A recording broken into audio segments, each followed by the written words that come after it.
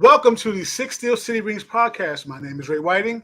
With me, I have Miss LeeAnn Lohman, Mr. Bob Quinn, and Zach Facetious. Guys, how y'all doing today? Great. Good. Fantastic. Good. To the viewers out there, we have moved to a new studio. We have two studios to work with now. So we have, just depending on how we want to do this. So we have much room to play with. So we're looking forward to new looks. And again, we welcome your feedback. Okay, guys, today is May 9th, 2024. It's kind of quiet right now in the off season. Well, just a little bit quiet. But however, we got a few things we want to talk about. Okay, so right now, let's see. Let's look at the menu right here. Again, we got new graphics, so you'll love this. So the graphics, our first topic is, what is the most anticipated matchup for the Steelers this upcoming season? Let's look at it from a team perspective and from a individual perspective. LeeAnn, share your thoughts on this, please.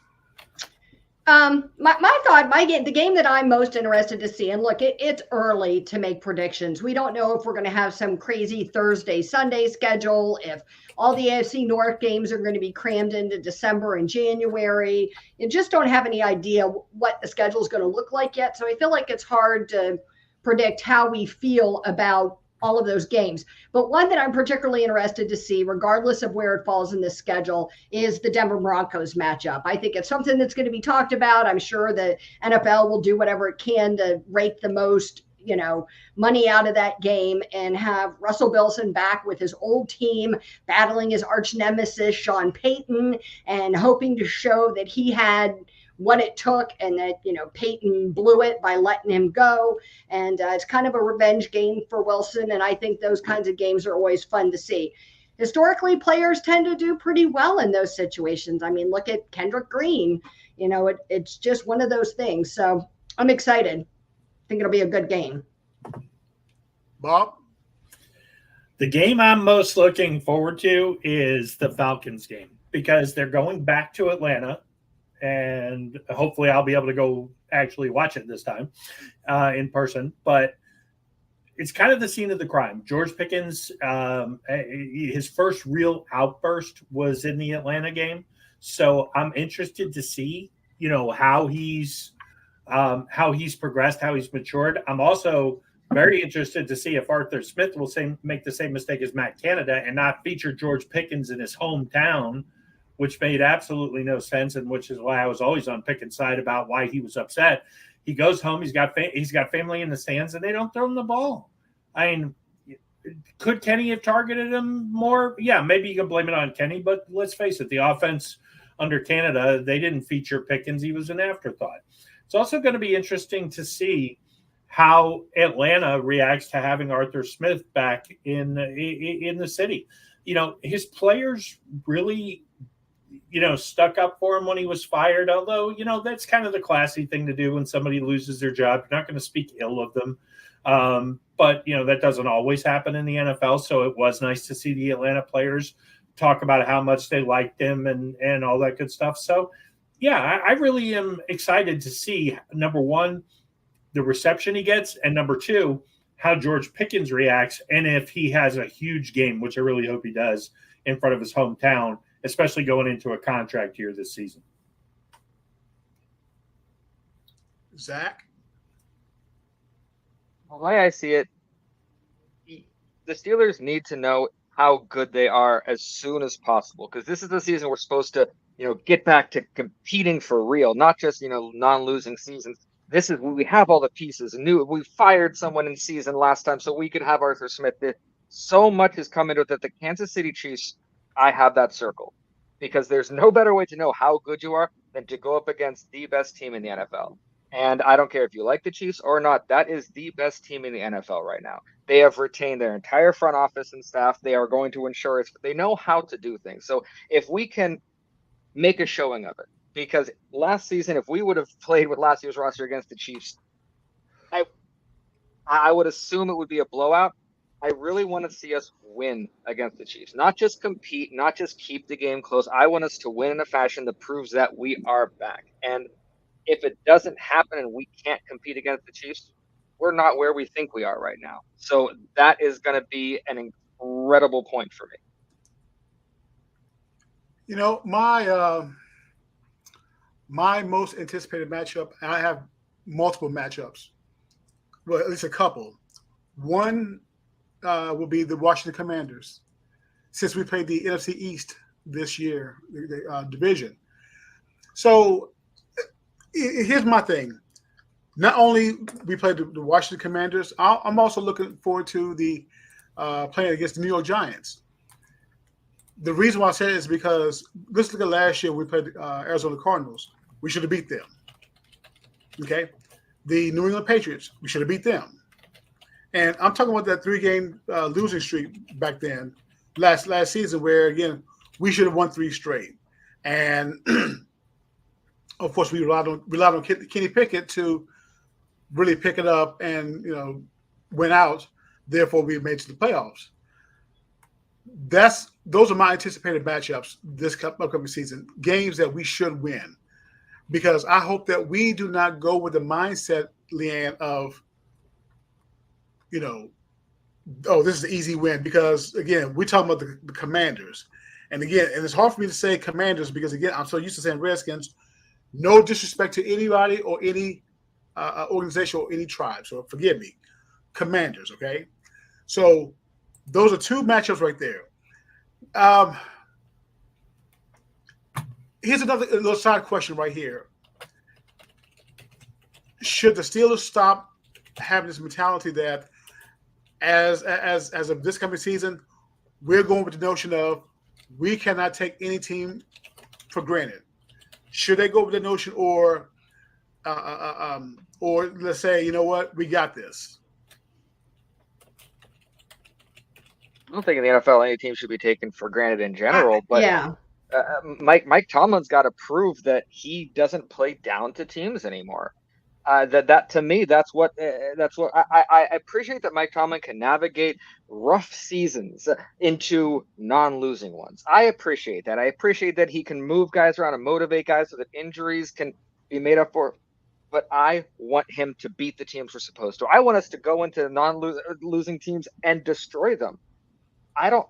So that to me, you can't take it for granted at all. I think that's become part of Tomlin. Tomlin's narrative. That's become part of his narrative, that he's this guy, this coach that plays down to teams, almost as much as we hear the garbage about the no losing seasons bit. And we've talked about this on the show before, that for whatever reason, when we're supposed to beat a team, whether we don't take them seriously, the players, Tomlin, whoever it is, we don't, and we tend to either let teams hang around way too long, or we lose to them as we did last season. And so I agree with you. I think we need to go in and show, some really definitive wins. If you have some close games to teams that are also playing at a very high level, that's different. But if you're getting beaten by teams that are not supposed to be doing well or not on a hot streak, then that's a problem. One thing I'll say about this too is it's not so much. Yes, it's hugely irritating when we are playing down to competition or we have that perspective, but it's 6 years in a row we've lost 3 games in a row in a season. That streak needs to end. If we lose to the Giants but don't lose 3 games in a row, I'm happy with that. But Agreed. as long as we're competitive, there's 2 streaks that have to end. The 3 games in a row losing streak has to end. Good coaches don't lose 3 games in a row 6 years in a row. The second streak that has to end is the playoffs, because let's face it, if we go 14-3 and don't lose 3 games in a row and then get waxed in the first round of the playoffs, we're all going to consider it a failed season.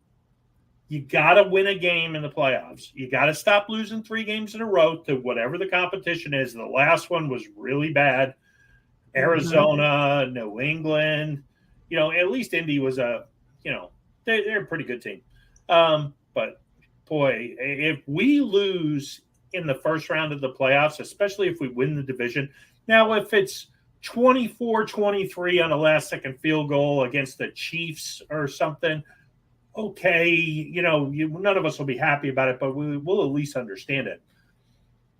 But we have, the whole knock on the Tomlin game or whatever, it's easy. He could change the narrative. Now, he's going to need some help from the players because, let's face it, the players are not blameless. A Tomlin game, maybe they didn't prepare, throughout the week, which is, the supposed knock, and they played down to the competition, but the players on the field played down to the competition.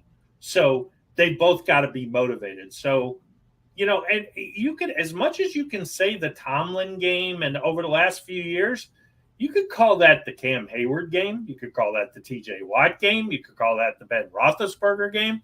There has been some, star players who've kind of skated because all the blame shifts to Tomlin. And, am I I was a huge Mike Tomlin fan. I've said this on the show before, until the Saints game where he faked a punt in our own territory when we could have won the game. I've been down on him ever since. Not for anything other than coaching decisions. So could he turn it around? Yes, he could make the playoffs, win a couple of games, and I'd be the biggest Mike Tomlin fan in the world again. I don't think we can hold too much of the past against him, but the past is prologue. If you come out, like Ray said, and you play down, you're going to get blamed. And let's face it, they still haven't announced a Mike Tomlin extension. We all think it's coming. We all believe it's coming, but they still haven't.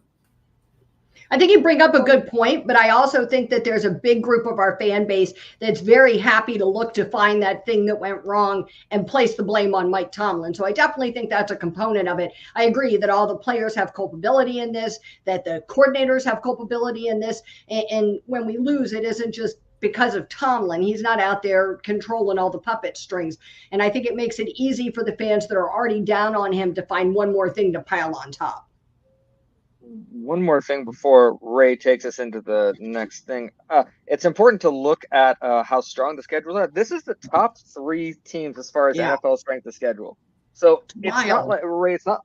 So not only can we not take teams for granted, we're not going to have any teams to take for granted at all. Every team we play is going to be a contest.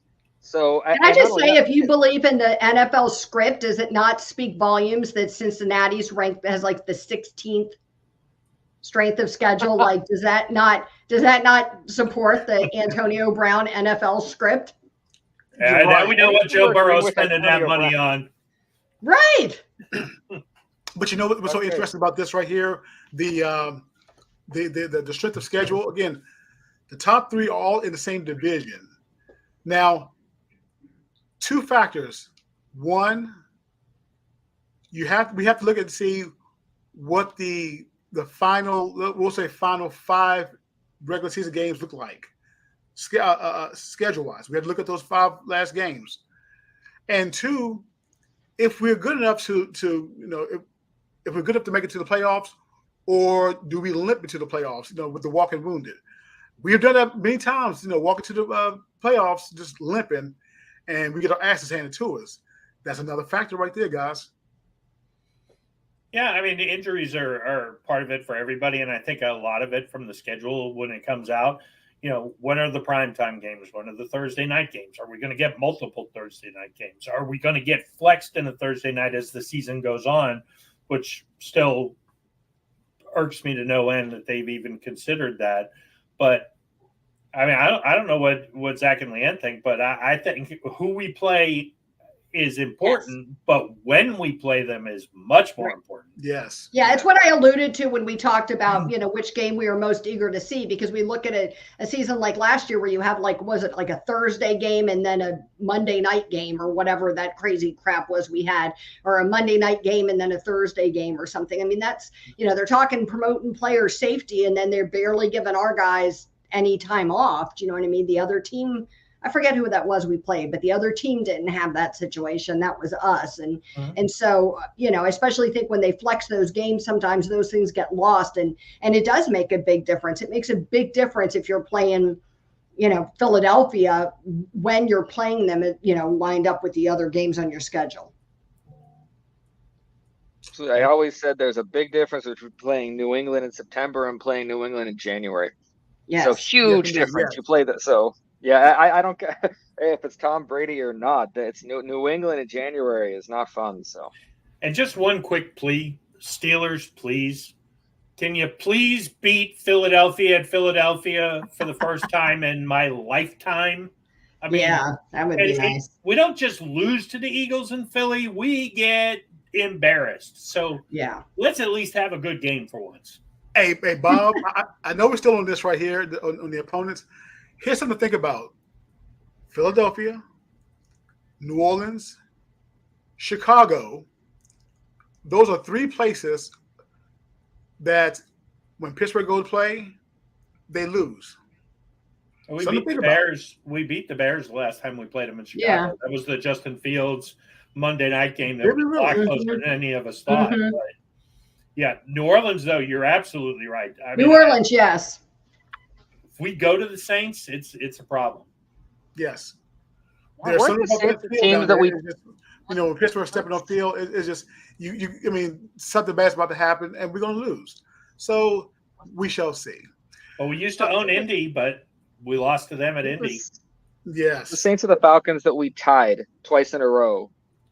Like when we played them. It's either the Saints or the Falcons. I couldn't remember which one, but we tied them. I think it was the Falcons. Yeah, it was the Falcons. It's the Michael Vick. Yes. Michael Vick, Tommy Maddox, and I think Ben ended up in a tie with him the next time. Okay. Guys, next on the menu here, and I know this is going to be a long one. Najee requested a decline for the fifth-year option. Guys, let me just say this right here. I truly believe in the words of Donald Trump, fake news. I don't believe it. No, I don't believe it. Paul Zeiss reported that Najee has requested, told the Steelers to decline the fifth-year option. Now, I don't know if this is true. I don't know who put this in his head, thinking it's going to be better if he go elsewhere. I hope he remembers the name Le'Veon Bell.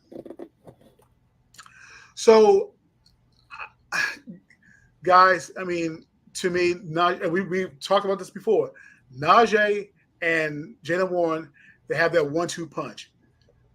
If Najee is complaining about the carries and yardage, he's had back-to-back 1,000-yard seasons.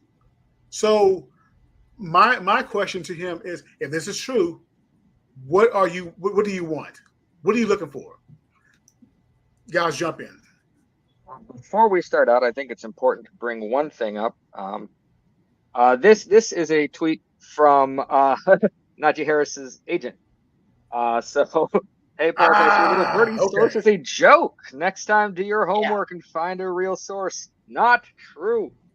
Well, but can't we say this of any of the media people? I mean, all you have to say is my source told me, and then what can anybody say to refute that? Because you can't tell who your source is. We have no way to know if you really have a source or not. We don't know if your source is credible or not. And if it gets proven to be wrong, then you just go, oh, my source was wrong. Do you know what I mean? Instead of looking like you made stuff up. And I don't know. I think it's a bad look. I think whether Zeiss has a source or not, it doesn't matter to me. I think he put stuff out like this, and I think it's destructive and negative and is not in the best interest of the player or the team. And it very well could be. It was like Ed Bouchette, where, the Steelers, Florio's kind of made fun of it on Pro Football Talk that, hey, they made fun of, Bouchette and his sources, coming up to the draft where, hey, the Steelers are going to do this, and then they do the exact opposite. So do I believe – I don't think Zeiss would have just made it up. I don't either. But at the same time, it doesn't mean it was anybody other than a guy who was standing around at the facility and said, hey, I heard this. It could be somebody who once told Zeiss something that panned out. Do you know what I mean? And so he trusts this person as a credible source. But, for 2 years, when Mark Madden used to say that he had a source on something, I would post that ghost emoji on it because, come on, get out of here. Like, you're never right. Your sources are never right. You don't have a source. This is a joke. And that's how I feel about this. I hate this stuff because you see the guys that work there with the team all the time, the Mark Kabolis that are always there. And they don't get stuff right a lot of times. Yeah. But here's my thing. Heart attack. I'm sorry.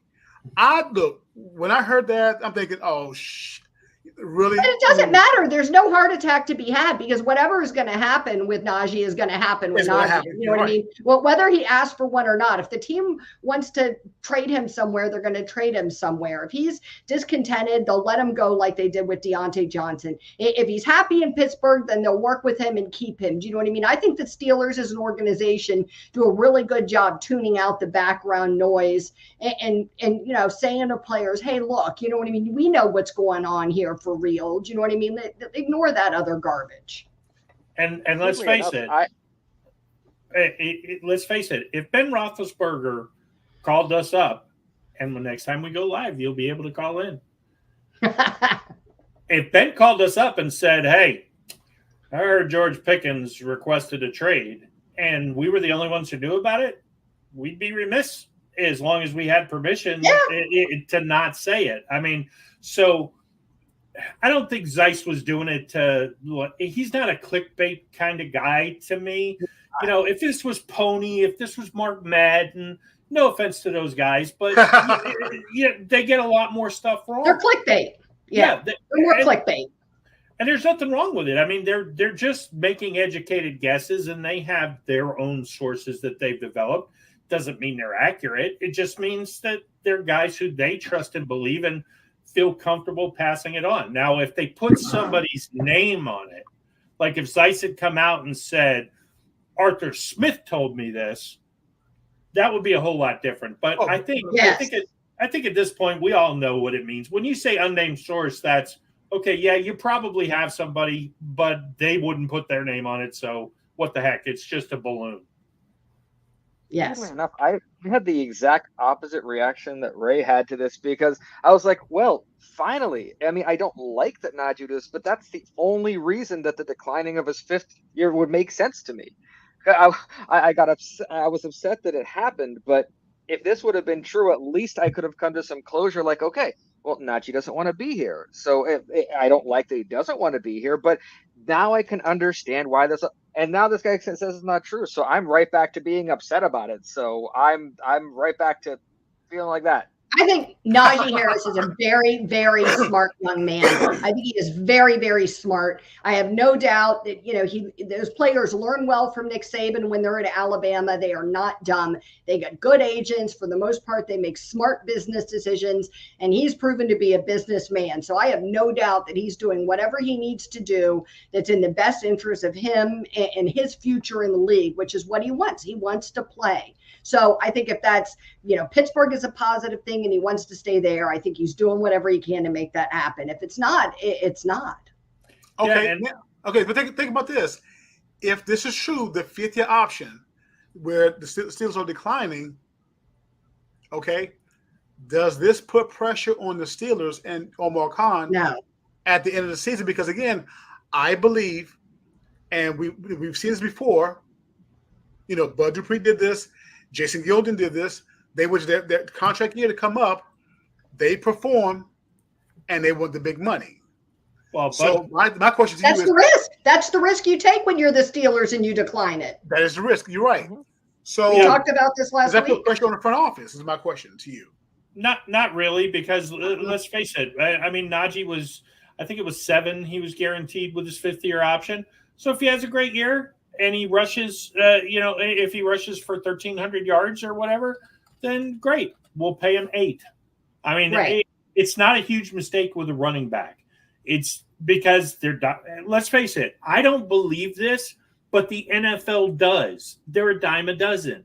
So do I think they're a dime a dozen? No. I think running backs are extremely important, and talented ones can make a huge difference to your team.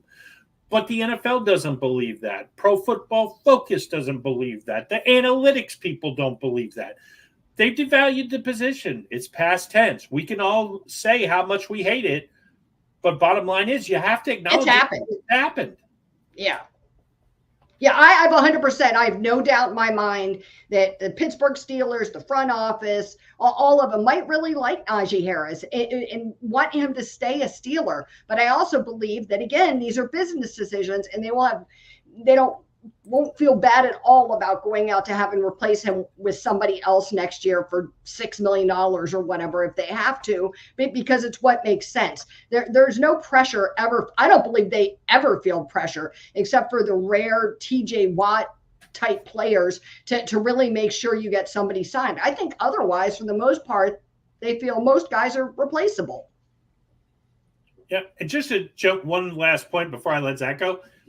Okay, there was a time in the NFL where 1,000 yards, when it was a 12-game schedule, you were averaging 80-plus yards a game. Right. Then they went to a 14-game schedule, and you were averaging 70 yards a game. Still good. Then we went to 16. Now we're averaging 60 yards a game, or 62 and a half to be exact. And now it's 17 games, and it's headed to 18. Get used to it. It's going to happen. Hopefully it doesn't happen for 10 years, but it's going to happen. It's happening. Right now it's under 60 yards a game. That's not 1,000 yards isn't 1,000 yards anymore. It's a really good point. Yeah. My thing is, I just can't see any logic to it, because every single reason someone would bring up it's a bad one, or it seems like it's a straight up lie. I feel if you take away, or at this point, either Najee Harris or Jaylen Warren from the combination, the Steelers' rushing attack gets extremely less dangerous. I mean, don't get me wrong, both of them on their own are, good, but it's together, I believe, what made them into something that towards the end of the season helped carry the team. And I don't think Jaylen Warren can do that on his own. So if we lose Najee, a lot of people are saying Jaylen Warren doesn't have the size or durability to be an every down back. And what are we going to do? Go out and find another Najee Harris somewhere? I don't think you just find people like Najee Harris, because he was just coming into his own as a leader. He was doing everything the Steelers would ask him. I'm going to get myself all upset if I keep talking about this again. I'm with you.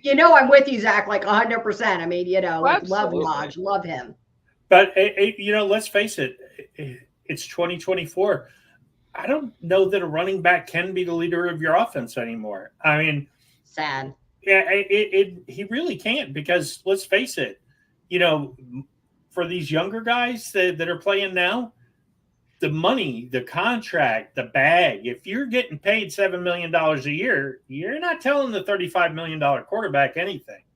So now, or the wide receiver, do you know what I mean? That's raking in all this money. I mean, there's a definite step down between those positions and running back anymore. And gone are the days of the Jerome Bettises that are this de facto leader of this group of men. Yeah. I mean, and let's face it, left tackles, right tackles. I mean, geez, almost everybody on the defense at this point, except for inside linebackers, centers, running backs. Yeah. We're not going to pay those guys. Guys, this last topic for today, this is something, and I've been chewing on this for quite some time, and believe me, I'm not going what to do at the wide receiver position. Now, this is a wide open issue right here, but I want you all to share your thoughts on as far as what to do at wide receiver. Let's look at it from Omar Khan's perspective, and I'm going to give you my rant last. And for the listeners out there, for viewers, here's a little disclaimer. There may be some foul language, so get ready. Okay? What to do at wide receiver. If you were Omar Khan, what would you do? Zach? At this point, I think it was Kaboli who on Twitter today said that the Steelers are taking a throw a bunch of darts at the wall and see what sticks approach at wide receiver. And I'm not I'm not concerned at the wide receiver position. I was never the biggest fan of giving Deontay Johnson the money they did, even though everyone said it was a bargain. To me, that was too much money for Deontay Johnson. I think he's a guy that can be replaced. I don't know if George Pickens is the true number one high elite caliber receiver, but I do think he can replace what we lost in Deontay Johnson. I'm not concerned about that. I'm more intrigued. There, so far, like LeeAnn said, you trust the process. And with the Najee thing, I'm trying to roll with that as well. And with the receivers, I'm going to trust the process. There has to be something they see in the guys they have that tells them we're not going to worry about this. We're not going to make that big jump for Ayuk. We're not going to make that bigger jump for Justin Jefferson. We like what we have, because if they had a bunch of receivers who were tripping over themselves and couldn't catch, they would go out and they would find themselves a receiver. So from what they see, everything seems like it's leaning towards where the Steelers are going to find who they need on the roster already. So not concerned about it. Yeah. Go ahead. Go ahead, Bob. I was going to say, I don't want them to do anything at this point. Let's get into training camp. Let's see what we have with Roman Wilson. Because if he's the number 2, and I personally think he is, this whole nonsense about he's a slot receiver, you're just totally disregarding Arthur Smith's offense. He runs 12 personnel. There's no slot receiver in 12 personnel. It's 2 tight ends, 2 wide receivers. So I think Roman Wilson now sometimes that second wide receiver runs patterns like a slot receiver. But, if anything, Pat is probably actually the quote unquote slot receiver. So when they go to 3 wide receiver sets, am I that concerned about it? No, you got a ridiculously fast guy like Calvin Austin. You can kind of gadget some things up. And I think with better routes and a better design, there are things where he can use his speed to become wide open. I think on, plays where you go to 3 wide receivers, now you can stick Van Jefferson in the game, let him run that outside, be the outside receiver, and slide Wilson in on the inside on those routes. So am I concerned about it? No. But first of all the trade stuff before the draft, we all got excited about it. And yes, a trade could have happened before the draft. But realistically, trades are going to happen after June 1st. So we've got kind of a month to speculate. Oh my gosh, is Van Jefferson good enough? Is Calvin Austin good enough? Are they? Who knows? But post June 1st, teams are going to get a lot more flexible about their asking price on some of these wide receivers, especially as they get closer and closer to, hey, I'm not paying this guy. He's not going to show up for training camp like a Brandon Ayuk. And all of a sudden now maybe, well, he ain't showing up for training camp. All of a sudden a 3rd-round draft pick in next year's draft looks a lot better. And maybe we get a guy like that. So I think patience for now. And then even if worst-case scenario, we go into the season with these guys, I'm comfortable with Pickens and Wilson. And then a combination of Austin, Jefferson, Scotty Miller, the hot dog vendor, whoever running the 3rd round. Yeah. I agree. I said this back when we didn't go after somebody early in the draft. You know what I mean? There was a group of people, fans, that were very concerned, that felt we needed to be looking at a wide receiver in the 1st round, in the 2nd round. And when we didn't do that, I kind of felt that the Steelers must be comfortable with what we've got so far. And maybe there's something to be said for giving George Pickens this little bit of a half step up from the other guys to feel like he's the true wide receiver 1 and that he's the leader of this group. Maybe he needs that. You know what I mean? I think Mike Tomlin is good at knowing his players, knowing what they need. I think he's good at understanding what he's got, the talent he's got, and how to get the most out of it. And I agree with Bob about Arthur Smith's offense. I think the people that are freaking out are looking at this through the lens of a different offensive coordinator and are not understanding the kind of offense that Arthur Smith is going to run. And I think to be able to utilize the people that we've got, like Pat Freiermuth and Pickens and fitting Austin in at times, and maybe some of these other guys if they pan out, I think that we have to be creative in how we use them. And there may not be room for this other flashy wide receiver. And then, like Bob said, if we get lucky and somebody gets offered to us and falls into our lap at a reasonable price, then it's something we can consider. But we aren't pressed. This isn't an emergency. All right. Are you ready for this? Go for it, buddy. Ready? That's right. Strap yourselves in, buckle up, put your helmet on. Here it comes. Guys, my rant, and after that, I'll tell you what they should do. Here's my rant about the Steelers right now as far as the wide receiver position. My thought is to Omar Khan, you had a great offseason willing to deal with free agents. You had a great draft, a damn good draft, okay? But what pissed me off about the situation with the wide receivers, here we are, you're trying to wheel and deal to get Brandon Ayuk. See if the money is right and the trade picks is right, okay? Then you look at Deebo Samuels, okay? Now, the whole damn time you're doing this, guess who's sitting right there? Former Pitt player, former Bengal, Tyler Boyd. He understands AFC North football. He knows what's expected out of the AFC North football.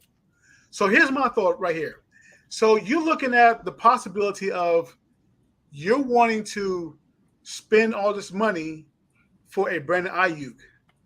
Tyler Boyd, in my opinion, I believe he'll be the third receiver, just like his position was at Cincinnati, behind T. Higgins and Jamar Chase. Tyler Boyd he'll fit perfectly for the damn Steelers. He will fit perfectly at a lower cost. Tyler Boyd did not ask for a big contract, guys. That's what I don't understand. And again, we missed out on that particular situation right there. And that's what pisses me off because, again, we could have had him. And on top of that, that would have locked things up right there on the offense. We got George Pickens. We got Roman Wilson. Like you said, LeeAnn, Pat Freiermuth. Then in the backfield, you got the 1-2 punch and Najee and Jalen Warren. Look at the offensive line. It sounds like a well-oiled machine. To add Tyler Boyd at a cheap cost, you did the same thing with Russell Wilson. You waited until the value went down because nobody else wanted him, and you scooped up Russell Wilson at a decent cost. Okay, I'm going to play devil's advocate. So where do you use a Tyler Boyd as a third wide receiver in a receiver room that already has 7 third wide receivers in it? Do you know what I mean? Why do you bring in another receiver of the same caliber of the other guys you've already got and paid for, or in theory paid for, and then bring in Boyd? And Boyd wanted this multi-year contract. I believe, LeeAnn, that you put Tyler Boyd in third and long situations. I believe that's what he's good for. Third and long. Why? Why not? Well, to me, come on, Ray. Hold on. It would be Tyler Boyd lost his job to Andre Civis in Cincinnati last year. He is a marginal third wide receiver. I don't think he's that good. I don't think he's that good. I think his ability is boosted by how good Cincinnati's offense can be, by how good Joe Burrow is. I think makes him look better. I don't think he's that great of a wide receiver. We're not talking about passing up on a Brandon Ayuk on a good deal. And that's fine. That's okay. Okay, and I see what y'all are saying. But think about this. If he's not a great wide receiver, okay, do we need another wide receiver? We don't need Tyler Boyd. He's 30 years old. Didn't we learn this lesson with Allen Robinson last year? Tyler Boyd 5 years ago probably would have been a decent second or third receiver, but he's never been a number one. He's never going to be a number one. He's not all of a sudden turned 30 and he's going to become insanely productive.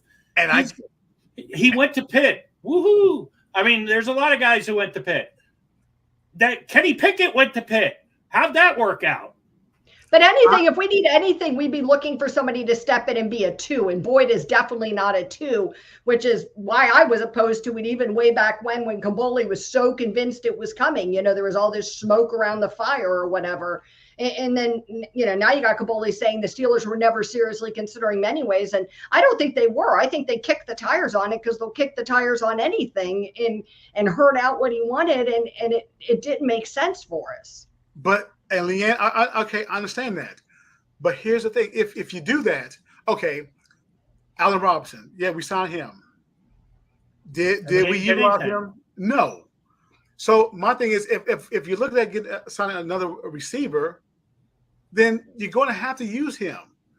So, and again, Tyler Boyd, I mean, it'll be a low risk if you sign him.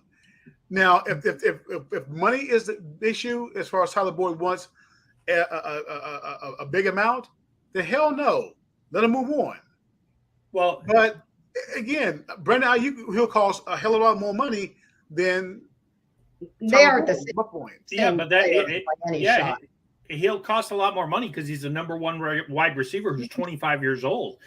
Right. I was going to say, that's like night and day. That's like Pat Mahomes and somebody else. Mason Rudolph. Mason Rudolph. There you go. But if Brandon Ayuk, Kenny Pickett, but we picked him enough. Okay. And Brandon Ayuk at 25 years old, yes, he so his contract with the Titans is $4.5 million. He agreed to take a 1-year deal with the Titans because this new coach there is his old offensive coordinator from the Bengals. And so there's this familiarity there. So Boyd agreed to take this smaller deal with the Titans at $4.5 million. So I agree that it's not that much money, but I don't know why we're going to spend money on something we don't need. Right. And that being said, LeeAnn, reportedly, the Steelers offered him 2 years and $10 million, $5 a year. I heard that. So if that's true, he took less money to go to Tennessee. Not to mention, let's face it, the only reason you signed Tyler Boyd is so Micah Fitzpatrick can whoop his butt on the opening day of training camp when they put pads on, and then you cut him. He accused the Steelers of quitting. He was a kid, but he has sure insulted the Steelers organization. The fact that they offered him a contract, okay, fine. If he a homecoming, if he wanted to do a discount, end his career here, no problem. But sign him for less money, like, hey, you didn't think I was important enough to be a number 2 wide receiver? I got news for you, buddy. Tennessee doesn't think that either. They just told you that to get you to sign the contract. Right. I have to say that I wrote an article on him when all this talk about signing him first came up. And I said back then to people that I see him as like a Judas. I don't want him back in Pittsburgh. I don't want somebody who's going to talk crap about us. I get that you say whatever you say for the team you play for, and he's a Bengal and blah, blah, blah. But that's why we aren't usually, chomping at the bit to sign rival players. You know what I mean? It's rare that you get somebody like Patrick Queen where you feel somewhat comfortable with them in the way they transition. And I don't know. It would be, to me, it was equivalent to signing like TJ Hushmanzada. I don't want him. I don't want somebody that hated all over us. Yeah. Someone that Tyler Boyd reminds me of is Cedric Wilson. Back when we made I think it was our 2005 Super Bowl run. And the thing is, we already have plenty of Cedric Wilsons on the roster. It's not that Cedric Wilson and Tyler Boyd aren't important at what they do, and not taking anything at all away from what Tyler Boyd can do in the role for the right team. And I hope he is on the right team. We have way too many of those role guys already on the roster. And if we were one Tyler Boyd away from a Super Bowl, that would be different. I would be like, absolutely. We're not one of those away. We were 1 or 2 offensive linemen away. We were a number 1 wide receiver if George Pickens is turning it away. And Boyd is not, as we've all said, he's not a number 1 receiver. So if we needed depth, it would be different. If it was just depth we needed. Yeah, and we're going back to Brandon Ayuk or Terry McLaurin, for instance. These guys are younger, number 1 caliber wide receivers. There's a reason why a lot of these receivers are getting paid $20, $30 million a year. And when you come across somebody like that, they thought Deontay was that. They gave him 18, which was close to top of the, middle of the top of the market.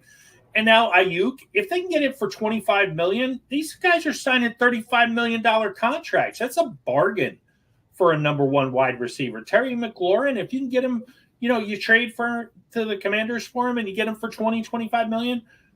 It's just like a quarterback. If you get a $35 million quarterback a year quarterback right now, it's a deal.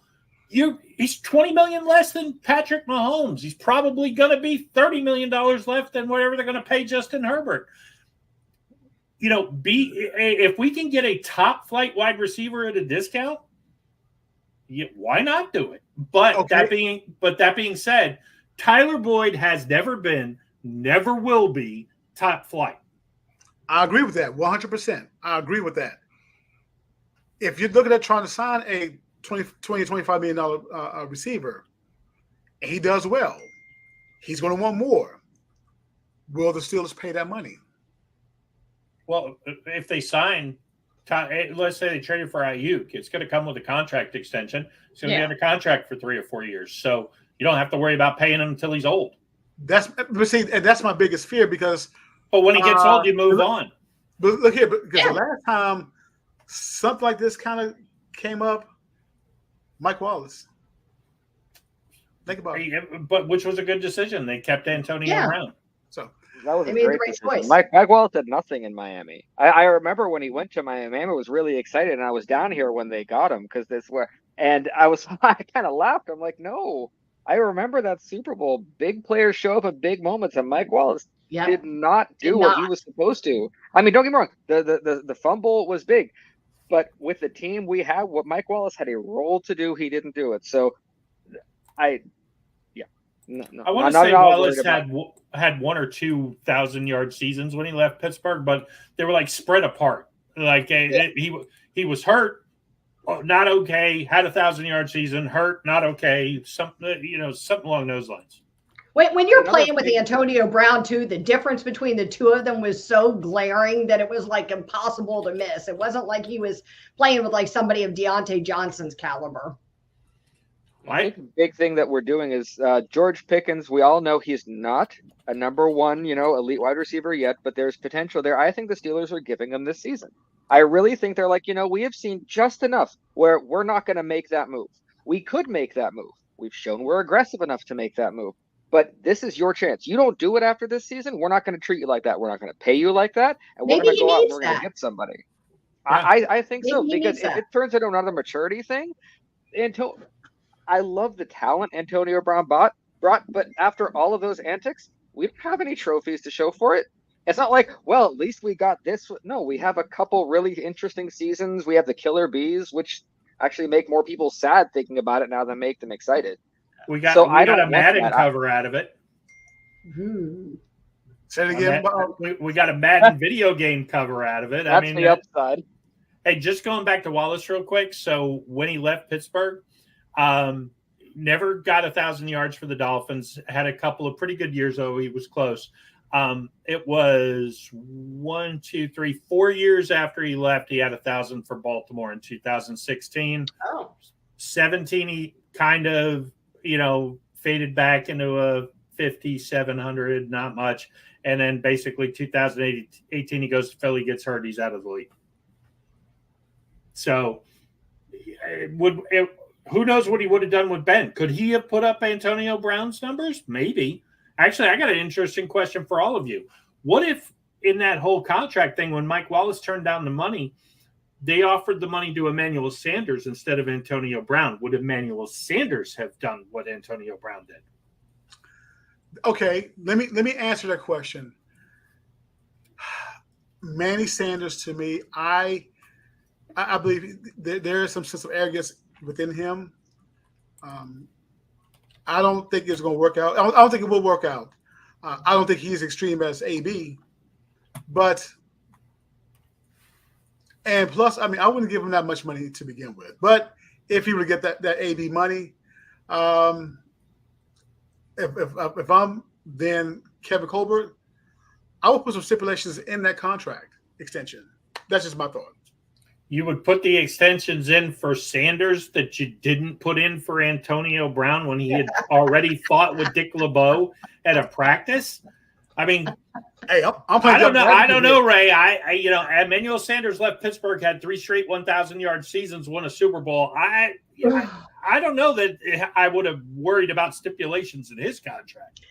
Look, you can call him arrogant. You can call him whatever you want. I think a lot of those guys are. I don't think that's an uncommon trait. I will say this. I think that the thing that makes Antonio Brown such a wild card and such an anomaly, and that we all look at him now and think that he's a little bit off his rocker, is exactly what made him so incredible when he was in the league, especially early on. You remember hearing those stories about him, like how he never stopped training, like he didn't even own a couch. He would ride the bike while he watched TV and all this stuff. That's a special kind of person. So I have a hard time believing that there's very many players, no matter how much money that they got offered, that they could have come in and put up AB numbers. I think he was truly special and unique and incredibly talented. That's not to say that there aren't other players that couldn't have been really good, but I just think there was something about Brown and Big Ben that connection that was, for a while, was really incredible and special.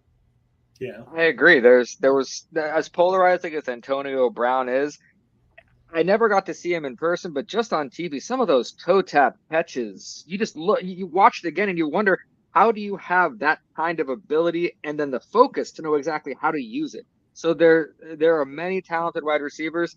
AB was AB. That's why you say AB and you know who you're talking about.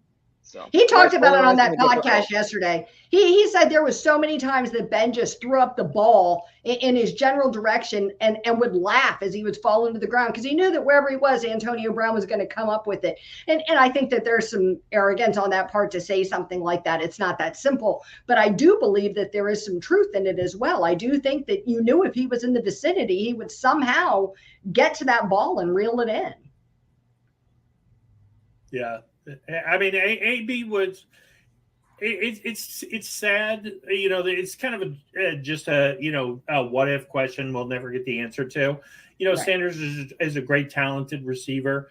Frankly, the Steelers letting him go and the spite he carried to Denver probably propelled him to those 3,000-yard seasons. Agreed. So you can't necessarily say, but it is an interesting question to kind of think about. Well, was it all Ben? Was it with the combination? It's probably the combination of the two. You got a quarterback who was insanely talented, who could hang on to the last second, who three guys hanging off of him could figure out how to throw it up in Brown's direction. And to Brown's credit, he would go up and get it. So, there wasn't, I mean, let's face it, looking back, and here's my weekly Tomlin knock. There wasn't a whole lot of structure in the Steelers offense. And I think you have to look at Tomlin and Todd Haley and Ben Roethlisberger all fighting amongst each other for who was going to be in control during that time, during the Killer Bees. Did Bell hold out and kind of ruin everything? Sure, he held out. He ruined the running back market, period. Did Brown throw a fit and get himself expelled from Pittsburgh? Yes. Ben Roethlisberger, the last guy standing, had to start over with new guys. And then a year into it, gets a severe elbow injury, and that's it. I feel bad for the whole situation, but at the same time, looking back, part of it is they're Steelers, and we love our guys. And, do we overrate them a little bit? And I mean, it's hard to say Antonio Brown or Lev Bell or Ben was overrated, but the three of them, like Zach said earlier, they didn't win a thing. And maybe looking back, it's just a nice little fun era that the media and Colin Cowherd was entertained. And they love talking about the drama of the Steelers, but the Steelers aren't about drama. They're about championships, and they need to get back to concentrating on that. Hey, I'm on the phone. Hold on. Hey, is AB there? Let me speak to AB. He's busy. Right, that's going to cost you a lot of money. Yeah, I was just going to say, I think it's going rates like 100,000. Costs a lot of money. If you remember AB, you got the number on. You're supposed to call God. So. Oh, that's true. Yeah, that's right. Yeah. It's AB. You got to get that right. Oh, call Ben. He's not doing footballing right now. Maybe he'll come on. Hey, that'll be a nice idea. Be a nice idea. We probably can't afford him either, folks, which is why you should like, share, subscribe, and turn on those notifications. That's right. That's right. Yes. And again, look at the new studio. Look at the new setup. If you like it, say something. Please put something in the chat. Email us at 6steelcityrings@yahoo. That's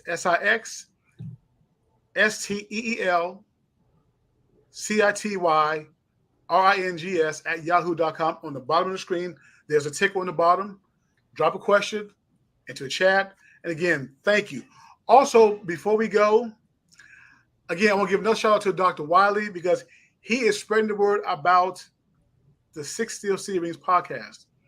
And guys, I'm telling you right now, this here is going to get better, bigger and better.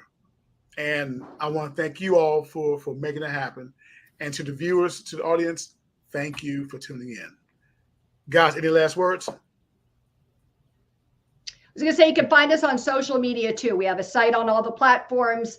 Links to those should be in the comments or in the description section below the video. So please go and give us a follow there as well.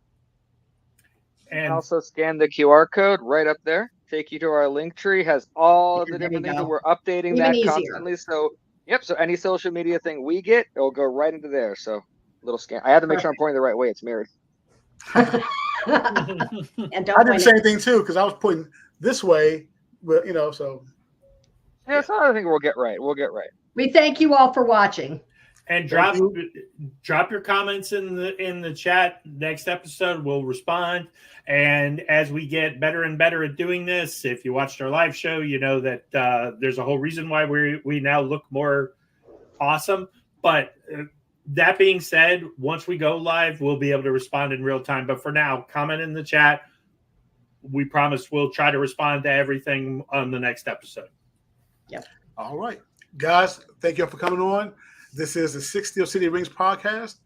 Take care. You all have a good day. Bye.